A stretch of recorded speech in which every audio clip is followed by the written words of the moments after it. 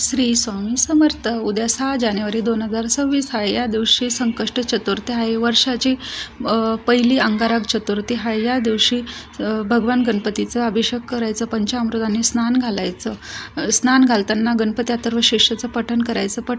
तुम्हाला गणपती अथर्व शीर्षाचं पठण करायचं नसेल तर तुम्ही ओम गणपती नमः, ओम या मंत्राचा जप करायचा.